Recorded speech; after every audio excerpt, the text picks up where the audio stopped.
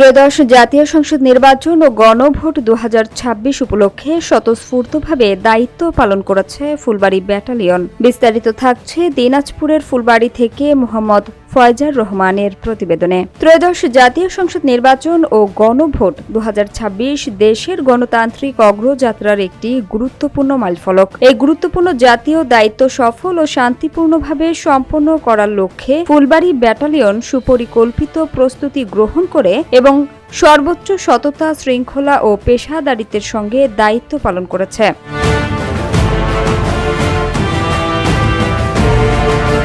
ত্রয়োদশ জাতীয় সংসদ নির্বাচন উপলক্ষে ফুলবাড়ী ব্যাটালিয়ন দায়িত্বপূর্ণ এলাকায় দিনাজপুর 5 ও দিনাজপুর 6 আসনের 6টি উপজেলায় মোট 18টি প্লাটুন গত 1 ফেব্রুয়ারি 2026 তারিখ হতে 14 ফেব্রুয়ারি 2026 তারিখ পর্যন্ত মোতায়েন থেকে আইনশৃঙ্খলা রক্ষায় দায়িত্ব পালন করে। দায়িত্বপ্রাপ্ত উপজেলা সমূহে গুরুত্বপূর্ণ ও ঝুঁকিপূর্ণ এলাকা চিহ্নিত করে বিশেষ নিরাপত্তা পরিকল্পনা গ্রহণ করা হয়।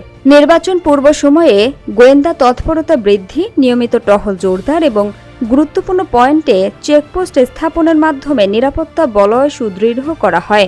এছাড়া এবারই প্রথম বিজিবিতে ড্রোন এবং অপ্রাণঘাতী অস্ত্র সংযোজন করা হয়েছে।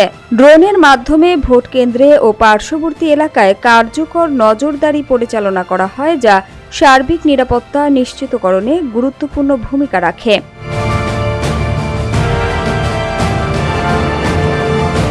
নির্বাচনকালীন সময়ে বিজেপি সদস্যরা মোবাইল ও স্ট্যাটিক ফোর্স দায়িত্বে নিয়োজিত থেকে ভোট কেন্দ্র ও আশেপাশের এলাকায় সার্বক্ষণিক নিরাপত্তা নিশ্চিত করে। সাধারণ ভোটাররা যেন নির্ভয়ে, নির্বিঘ্নে ও উৎসব মুখর পরিবেশে তাদের ভোটাধিকার প্রয়োগ করতে পারে, সে বিষয়টি সর্বোচ্চ গুরুত্বের সঙ্গে বিবেচনা করা হয়।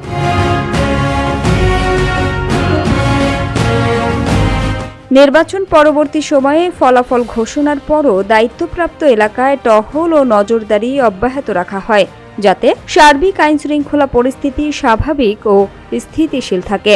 স্থানীয় প্রশাসন, পুলিশ এবং অন্যান্য আইনশৃঙ্খলা বাহিনীর সঙ্গে সমন্বিত কার্যক্রমের মাধ্যমে সম্ভাব্য যে কোনো বিশৃঙ্খলা প্রতিরোধে কার্যকর পদক্ষেপ গ্রহণ করা হয়েছে।